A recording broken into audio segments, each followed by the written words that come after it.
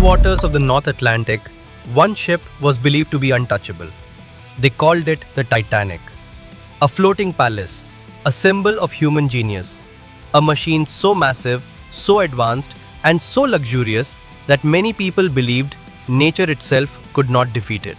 The sea was calm, the night was quiet, and somewhere ahead, hidden in the darkness, waited the one thing that would turn the world's greatest ship into the world's greatest disaster. But this is not just the story of how the Titanic sank.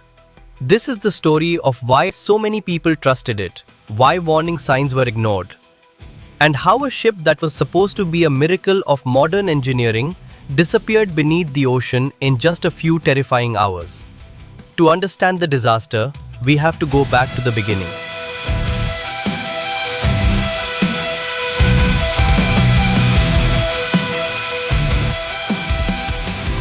The Titanic was built during an age of competition, pride, and ambition. In the early 1900s, the great shipping companies of the world were locked in a race to prove who could build the biggest, fastest, and most elegant ocean liner. This was not just about transportation, it was about power, prestige, and reputation. The White Star Line wanted to create something extraordinary. They wanted a ship that would not only cross the Atlantic but dominate it. A ship that would attract the rich, impress the world, and stand as a moving monument to human progress. That dream became the Titanic. Every detail was designed to inspire awe. Grand staircases, lavish dining rooms, soft carpets, elegant cabins, electric lighting, swimming pools. Luxury beyond imagination. It was a ship built to say one thing to the world: man had mastered the sea.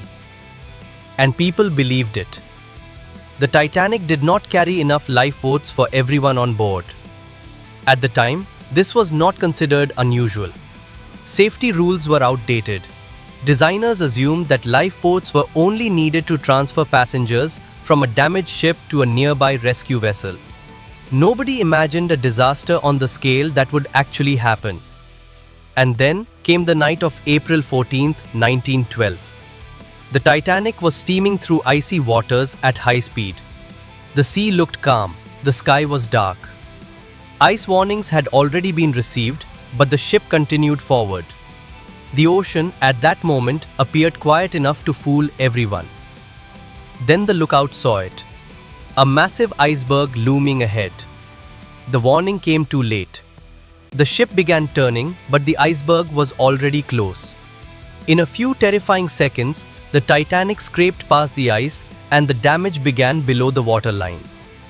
The impact was not a dramatic explosion. It was something worse. It was silent, hidden, and deadly. Water began flooding the ship. Not all at once, but compartment by compartment. The Titanic had been designed with watertight sections, but the damage stretched across too many of them. One by one, the compartments filled. One by one, the ship's fate became clear. This was no longer a minor accident. This was the beginning of the end. As panic spread through the ship, many passengers still did not understand the danger. Some could not believe the Titanic was truly in trouble. It was too big, too powerful, too famous. How could something like this sink? But the ocean does not care about reputation. The ship began to tilt. Water rose higher. The cold deepened. And the tragedy became impossible to deny. Now the lifeboats mattered. But there were not enough of them. That single mistake became one of the most painful symbols of the disaster. The ship had enough room for luxury, but not enough room for survival. As the evacuation began, some lifeboats were launched half full. Fear, confusion, and disbelief made everything worse. People were not prepared for the speed of the disaster. They were not prepared for how quickly order would collapse into chaos.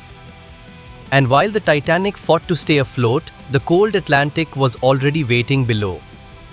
The water temperature was near freezing. Anyone who fell into it had only minutes before the cold began to take everything away. The ship's lights still burned, the deck still stood, but the future was already gone. Then, slowly but surely, the Titanic began its final descent. The proud ship that had been celebrated as a triumph of modern civilization was now breaking apart in the dark sea. For those on board, the last moments were a nightmare of sound and motion.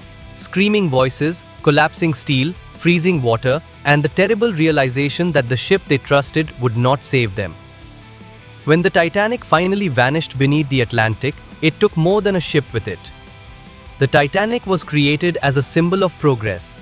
It became a symbol of vulnerability.